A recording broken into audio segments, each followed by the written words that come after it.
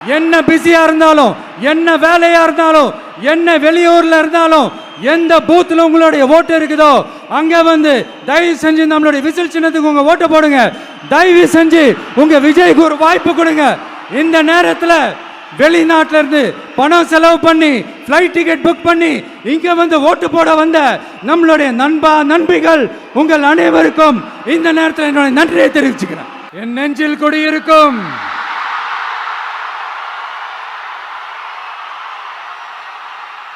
உங்கள் அனைவருக்கும் என்னுடைய வணக்கம். வணக்கம் வணக்கம் வணக்கம் வணக்கம்.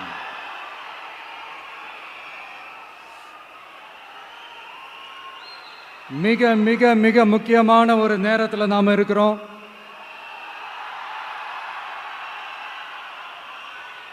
திமுக ஆட்சியை வீட்டுக்கு அனுப்ப போற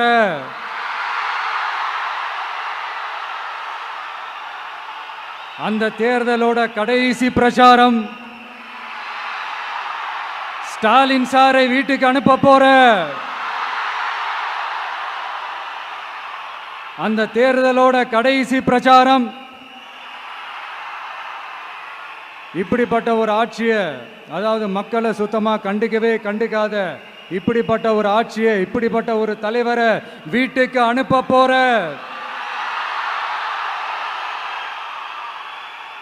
அந்த தேர்தலோட கடைசி பிரச்சாரம். ஆமா, பின்ன இப்படிப்பட்டவங்களை வீட்டுக்கு அனுப்பாம பின்ன என்ன கோட்டைக்கு அனுப்புவாங்க? எத்தனை எத்தனை பொய்யான வாக்குறுதிகள், பொய்யா சொல்லி மக்களை ஏமாத்திக்கிட்டு அவரோட லைஃபை மட்டும் நல்லா உயர்த்திக்கிட்டாரு. ஆனால் மக்களோட லைஃபை அவர் எப்படி உயர்த்தினார் தெரியுமா? வீட்டு வரியை உயர்த்திட்டாரு, தண்ணி வரியை உயர்த்திட்டாரு, தொழில் வரியை உயர்த்திட்டாரு, விலைவாசியை உயர்த்திட்டாரு, குப்பைக்கு கூட வரி போட்டாரு. இப்படி மக்களோட கஷ்டங்களை மட்டுமே அவர் உயர்த்தி வச்சிருக்கிறார்.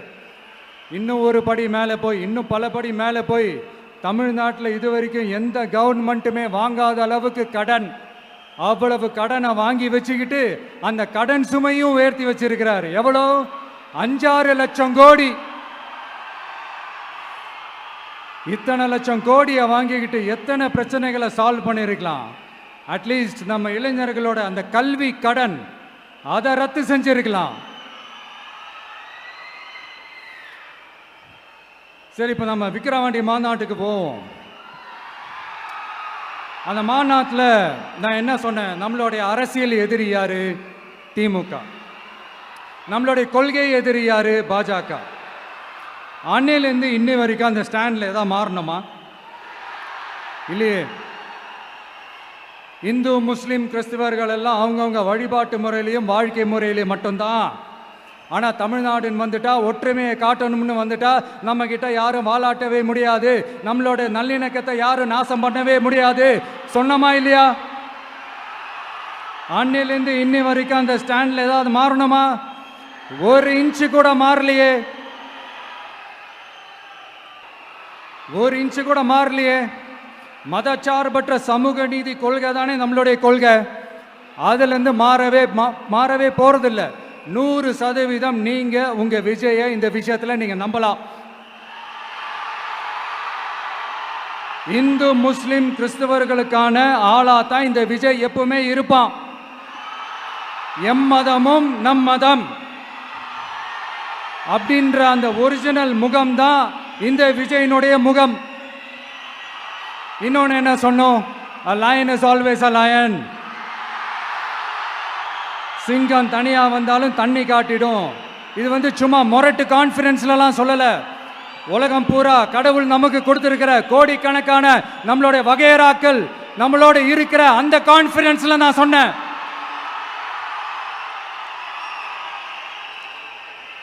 அதனால இந்த விஜய் ஒன்னு சொன்னானா அதுல இருந்து மாறவே மாட்டான். சும்மா இந்த ஸ்டாலின் சார் மாதிரி எல்லாம் கிடையாது.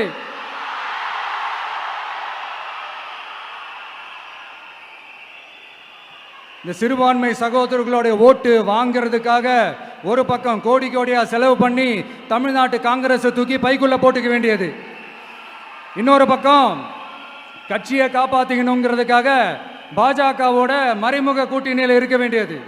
ஒரு பக்கம் கதர் வேஷம் போட வேண்டியது, இன்னொரு பக்கம் காவி வேஷம் போட வேண்டியது. நான் முன்னாடியே சொன்ன மாதிரி திமுகவுக்கும் பாஜகவுக்கும் ஒரு அண்டர் கிரவுண்ட் டீலிங் இருக்குது. எப்போ சொன்னேன்? கிட்டத்தட்ட ஒரு 1.5-2 வருஷத்துக்கு முன்னாடி சொன்னேன். அன்னைக்கு சொன்னது இன்னைக்கு இந்தியா முழுக்க எதிரொலிக்குதா? West Bengal CM Mamata Banerjee madam இதை தானே சொன்னாங்க. இன்ஃபேக்ட் ஸ்டாலின் சார் பேரை மென்ஷன் பண்ணி அந்த குற்றச்சாட்டை சொன்னாங்க. இதுக்கு என்ன சார் பதில் வச்சு சொல்ல போறீங்க? ஸ்டாலின் சார் மக்கள் கிட்ட மாட்டிக்கிட்டு முழிக்கிறாரு. இந்த தேர்தலில் திமுக தோக்க போறது உறுதி.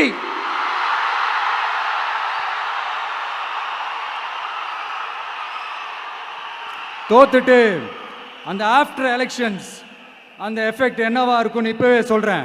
கட்சியை காப்பாத்திக்கணும்ல, ஏகப்பட்ட கேஸ்லாம் இருக்குதுல்ல, லஞ்ச கேஸு, ஊழல் கேஸு, திருட்டு கேஸு, அவங்க குடும்பத்து மேலே, மினிஸ்டர்ஸ் மேலே எல்லாத்தையும் காப்பாற்றிக்கணும்ல. போய் மோடி அவர்கள் காலையும் அமித்ஷா அவர்கள் காலையும் திமுக விழுதா இல்லையான்னு பாருங்க. அன்னைக்கு தெரியும் மக்களே, சிறுபான்மை சகோதரர்களே, அன்னைக்கு தெரியும் இந்த திமுகவோட மொத்த சாயமும் வெளுக்க போகுது. அது மட்டுமா, பாஜகவோட முதல் அடிமை யாருன்னு போட்டி வேற. நீயா நானா, நானா நீயா, யாருக்கு யாருக்கும், இந்த திமுகவுக்கும் மற்றும் பல இருக்கும். அதனால சிறுபான்மை சகோதரர்களோட இந்த விஜய் கூடவே நிப்பான் நிப்பான் நிப்பான். அதுல எந்த மாற்று கருத்துமே கிடையாது.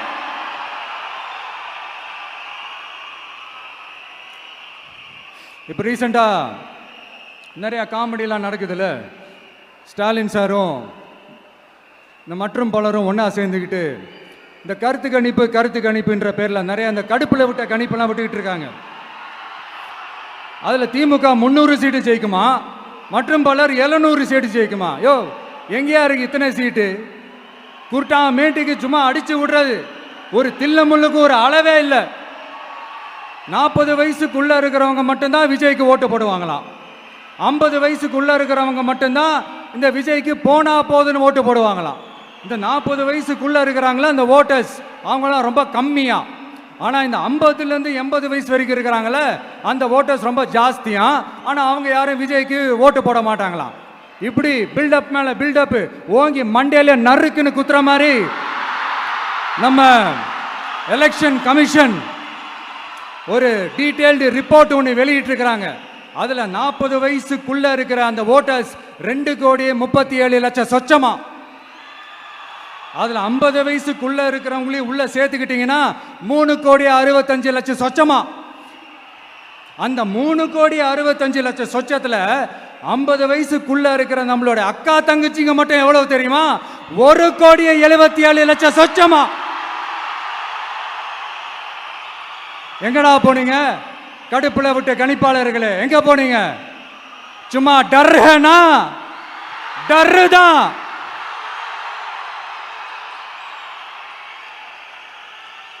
இந்த கடுப்புல விட்ட கணிப்பாளர்களுக்கு ஒரே ஒரு கேள்வி.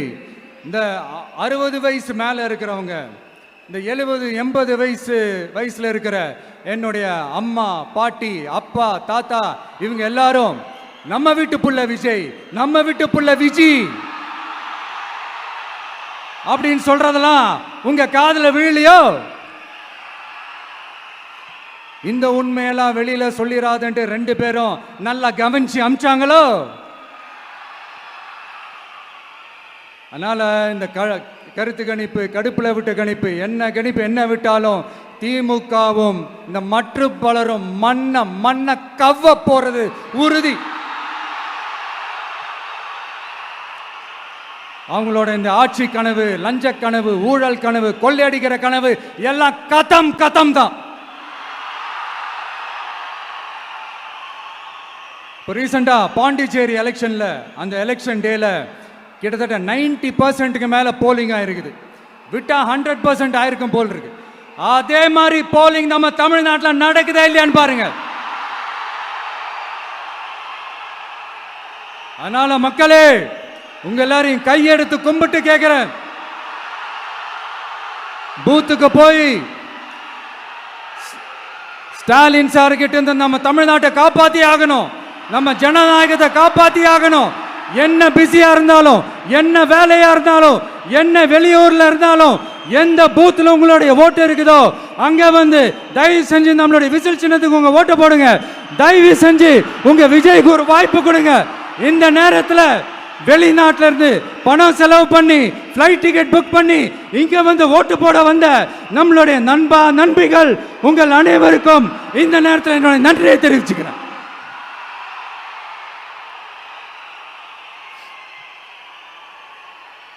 அடுத்து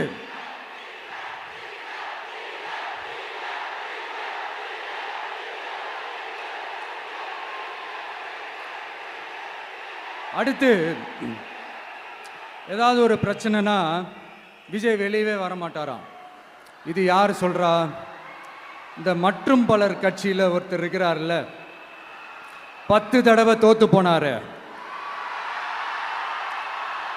இன்னமும் திருந்தாத ஒருத்தர். அவரு சொல்றாரு, ஐயா அனுபவசாலி அவர்களே, உங்ககிட்ட ஒரே ஒரு கேள்வி ஒன்று கேட்குறேன். இந்த சேலத்துக்கு பக்கத்தில் இருக்கிற அந்த தொகுதியில் மட்டுமே போய் பதுங்கிக்காம தமிழ்நாட்டில் வேற ஏதாவது ஒரு தொகுதியில் நின்று உங்களால் ஜெயிச்சு காட்ட முடியுமா? சாரி முதல்ல நிற்க முடியுமா? முதல்ல அதை செஞ்சுட்டு அப்புறமா இந்த விஜயை பற்றி பேசுங்க பாஸ். சும்மா நசன்னு சொந்த தொகுதியிலேயே தோத்துருவோம்னு பயந்து தான் நம்மளுடைய சின்னத்தையே திருடினவர் தானே. அதனால தான் நம்மளோட மன்றத்தில் பல வருஷமாக பயணிச்ச ஒரு சுயேட்சை வேட்பாளரோட சின்னத்தை நம்மளோட தான் அரவணைச்சி ஆதரிக்கிறோம். அதனால எடப்பாடி தொகுதி மக்களே, அந்த சுயேட்சை வேட்பாளரோட சின்னத்தில் அந்த டிவி சின்னம், அந்த டிவி சின்னத்தில் நீங்க ஓட்டு போடுறது நம்ம விசில் சின்னத்துக்கு நீங்க ஓட்டு போடுற மாதிரி. அதனால எடப்பாடி தொகுதி மக்களே, தயவு செஞ்சு அதை மறந்துடாதீங்க.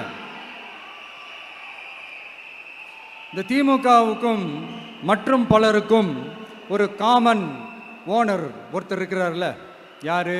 பாஜக. அதுல ஒரு பாஜக மந்திரி ஒருத்தர் சொல்றாரு, விஜய் என்னப்பா விஜய் நடிகன். ஆமா நான் நடிகன் தான், இப்ப யாரும் இல்லைன்னா என்னமோ இவர் என்னமோ புதுசா கண்டுபிடிச்ச மாதிரி. ஆனா நான் அரசியலுக்கு வந்துட்டு நடிக்கல, அரசியல் நான் நடிக்கல.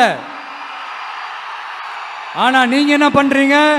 அரசியல்ல இருந்துகிட்டே நாடகம் மேல நாடகம் போடுறீங்களே, அப்ப உங்க எல்லாரையும் நாடக நடிகர்கள்னு சொல்லாமா? ஒன்றிய அரசோட பவரை கையில் வச்சுக்கிட்டு திமுகவோட ஒரு நாடகம், மற்றும் பலரோட ஒரு நாடகம், அப்ப உங்க எல்லாரையும் ஒரு டேஞ்சரான நாடக கம்பெனின்னு சொல்லாமா? இந்த பாஜகவோட சரண்டராகி இருக்கிறதோட மட்டும் இல்லாம இந்த ஊழல்லையே ஊறி போய் இருக்கிற இந்த 2 பேரும் நமக்கு வேணாமுங்க.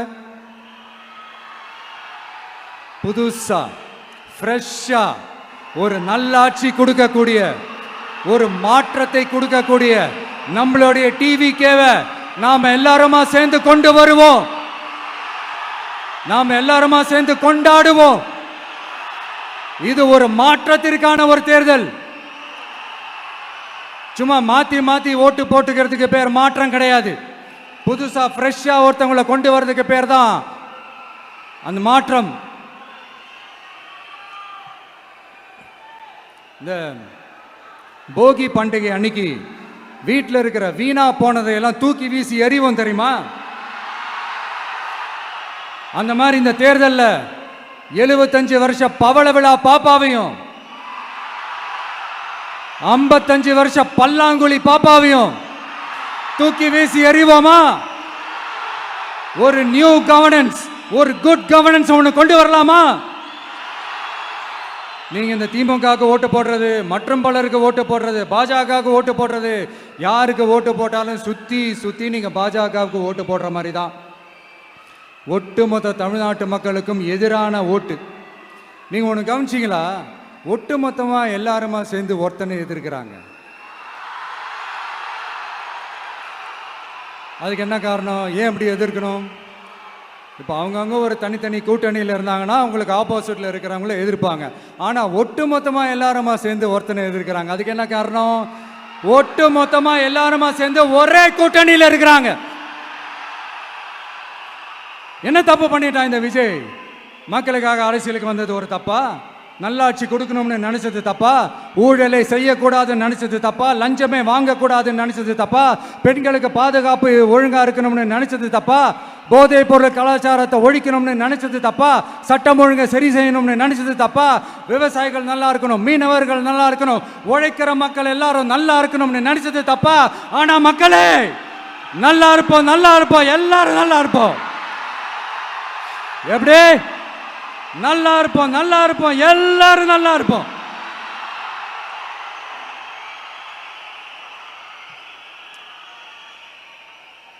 இந்த நேரத்தில் ஒவ்வொரு வீட்டில் இருக்கிற என்னுடைய குட்டி நண்பா நண்பீஸுக்கு ஒரு ரிக்வெஸ்ட். உங்களுக்கு ஏதாவது ஒரு சாக்லேட்டோ இல்லை ஏதாவது ஒரு கிண்டர் ஜாய் வேணும் அப்படின்னா அழுது அடம் பிடிச்சி சக்ஸஸ் பண்ணிடுறீங்கல்ல, அந்த மாதிரி உங்களுக்கு ஏதாவது ஒரு ட்ரெஸ் வேணும்னா அழுது அடம் பிடிச்சி சக்ஸஸ் பண்ணிடுறீங்களே, அந்த மாதிரி உங்களுக்கு பிடிச்ச இந்த விஜய் மாமாவுக்காக, இந்த விஜய் மாமா ஜெயிக்கணுன்றதுக்காக, நம்ம தமிழ்நாடு ஜெயிக்கணுன்றதுக்காக உங்க வீட்டில் இருக்கிற உங்களுடைய அம்மா அப்பா சித்தி சித்தப்பா பெரியப்பா பெரியம்மா ஒவ்வொரு வீட்டில் இருக்கிற ஓட்டு போடுற வயசுல இருக்கிற அண்ணா அக்கா எல்லாருக்கிட்டையும் விசில் சின்னத்துக்கு ஓட்டு போட சொல்லுங்க. சப்போஸ் யாராவது ஓட்டு போடாம வீட்டில் உட்கார்ந்துட்டு இருந்தாங்கன்னா அவங்க காதலியே போய் அன்பா விசில ஊதி ஓட்டு போட ஓட வைங்க. விசிலுக்கு ஓட்டு போடுற வரைக்கும் விடாதீங்க. இப்படிதான் இருக்க போது இந்த தேர்தல். இந்த கூட்டணி கணக்கெல்லாம் தூள் தூள் ஆயிடுச்சு. இந்த மேத்தமேட்டிக்ஸ் எல்லாம் தூள் தூள் ஆயிடுச்சு. அடுத்து இந்த ஓட்டுக்கு காசு கொடுத்து இந்த சத்தியம் வாங்குறது எல்லாம் பொய் சத்தியம், பொய்யர்கள் வாங்குற சத்தியம், அதெல்லாம் நம்பாதீங்க. அடுத்து இந்த பாஜக வந்துடும், இந்த பூச்சாண்டி வேலையெல்லாம் சுத்தமாக எடுபடாது. இந்த பாசிச சக்திகள்லாம் சுத்தமாக எடுபடாது. மக்கள் ஆல்ரெடி டிசைட் பண்ணிட்டாங்க. இந்த திமுகவும் வேணாம், மற்றும் பலரும் வேணாம், முக்கியமாக இந்த பாஜக வேணவே வேணாம், ஆல்ரெடி டிசைடட். அதனால இந்த சர்வே கிர்வே எதையும் நம்பாதீங்க. மலையாய் உயர்ந்து நிற்கிற நம்ம மக்கள் மிகப்பெரிய விசில் அலையா இருக்க போற இந்த எலெக்ஷன், வாகை சூடும் வரலாறு திரும்ப போற இந்த எலெக்ஷன்,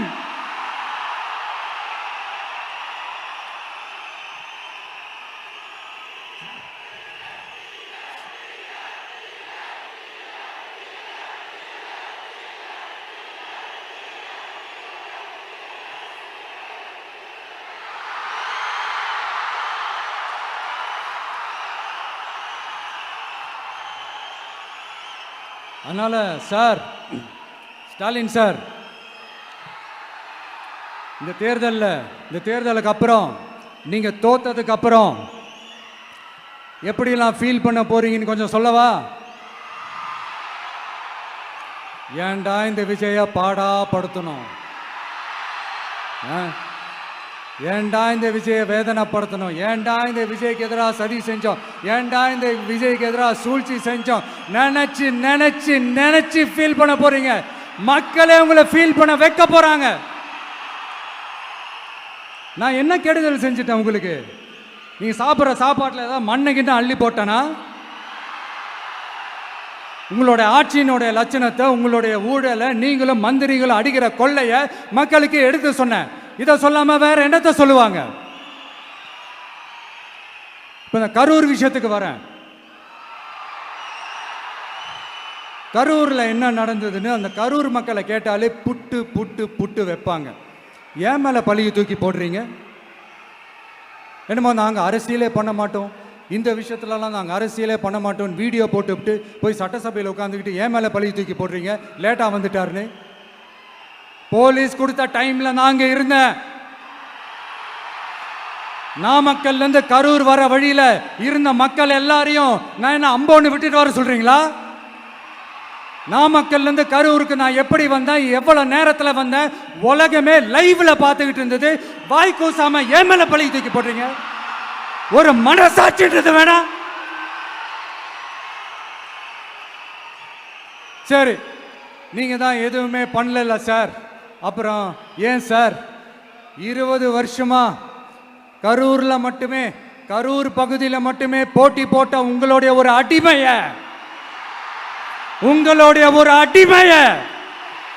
ஏன் கோயம்புத்தூர் வரைக்கும் ஓட வச்சீங்க?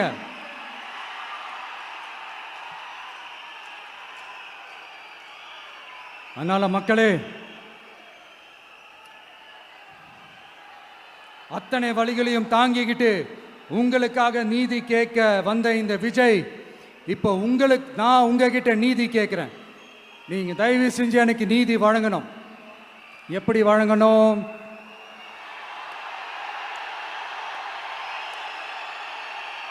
நாளைக்கு ஏப்ரல் 23ஆம் தேதி சும்மா காலங்காத்தால பக்காவா ரெடி ஆயிட்டு ஓட்டர் ஐடி கார்டை கையில எடுத்துக்கிட்டு வீட்டில் இருக்கிற சாமியெல்லாம் நல்லா கும்பிட்டுட்டு உங்க பக்கத்து வீட்டுக்காரங்க, ஏத்து வீட்டுக்காரங்க, அங்கிள், ஆண்டி எல்லாரையும் சந்தோஷமா கூட்டிட்டு முதல்ல பூத்துல போய் நின்று அந்த விசில் சின்னத்துக்கு நேரா இருக்கிற அந்த பட்டனை ஒரு அழுத்துங்க. இது ஒரு தலைமுறைக்கான தேர்தல், இது உங்களுக்கான தேர்தல். அத்தனை வழிகளையும் தாங்கிக்கிட்டு உங்களுக்காக மட்டுமே வந்திருக்கிறேன். உங்களுக்காக நன்றி கடன் செலுத்துறதுக்காக மட்டுமே வந்திருக்கிறேன். ஒரு நாளும் பொய் சொல்லி உங்களை நான் ஏமாற்ற மாட்டேன். ஒரே ஒரு வாட்டி ஆசையா இருக்கு, ஒரே ஒரு வாட்டி ரிப்பீட் பண்ணிக்கிட்டுமா? கடைசியா இந்த 4 முனை போட்டி, 40 முனை போட்டி, எத்தனை முனை போட்டி, எத்தனை உருட்டினாலும் இங்க 2 முனை போட்டி தான். ஒன்று இன்னொன்னு எஸ், ஒன்னு டிவிகே, இன்னொன்னு டிஎம்கே. மக்கள் விரோத ஆட்சி நடத்துற ஸ்டாலின் சார் வேணுமா? மக்களை நேசிக்கிறவங்க விஜய் வேணுமா? அவ்வளவுதான் இந்த எலெக்ஷனு. அதனால உங்க பிள்ளைக்கு, உங்க மகனுக்கு, உங்க அண்ணனுக்கு, உங்க தம்பிக்கு, உங்க விஜய்க்கு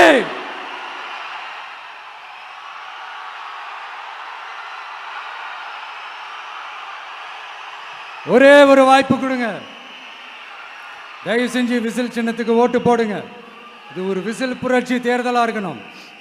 மே 4ஆம் தேதி அந்த ரிசல்ட் வர டே ரொம்ப ஸ்பெஷலான டே அப்படின்ட்டு ஸ்டாலின் சார் சொன்னாங்க. ஆமா ஆமா, ஸ்பெஷலான டே தான். அக்னி நட்சத்திரம் ஸ்டார்ட் ஆகிற டே, கத்திரி வெயில் ஸ்டார்ட் ஆகிற டே. அந்த கத்திரி வெயில் மண்டைய பொழக்கும். அது மக்களுக்கு ஆகவே ஆகாது. நம்பிக்கை உள்ள மக்கள் யாரும் நல்ல காரியங்கள் அந்த அக்னி நட்சத்திரம் டைம்ல செய்யவே மாட்டாங்க. சூரியன் பட்டா சன் ஸ்ட்ரோக் வரும். எப்படா இந்த சூரியன் மறையும், எப்படா இந்த சூரியன் ஒளியும். குழந்தைங்கள்ல இருந்து பெரியவங்க வரைக்கும் அந்த சூரியனை வெறுத்து ஒதுக்குவாங்க. அதுதான் இண்டிகேஷன், அதுதான் இந்த ரிசல்ட்டுக்கான இண்டிகேஷன். ஓம் சக்தி பராசக்தி, திமுக ஒரு தீய சக்தி.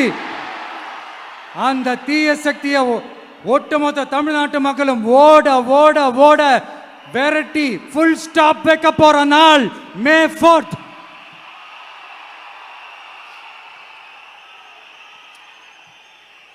நம்ம ஆட்சிக்கு வந்த அடுத்த நிமிஷம் என்ன செய்ய போறேன்னு சொல்றேன்.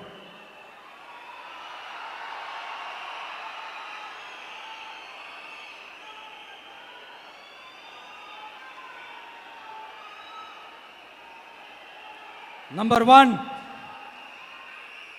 தமிழ்நாட்டில் இருக்கிற எல்லா குடும்பங்களுக்கும் உறுதுணையாக இருக்கத்தான் நாம் அரசியலுக்கே வந்தோம். அந்த எண்ணத்தோட வெளிப்பாடு தான் நம்மளோட ஒவ்வொரு குடும்பத்திற்குமான உத்தரவாதம். 200 யூனிட் கட்டணமில்லா மின்சாரம். நம்பர் 2,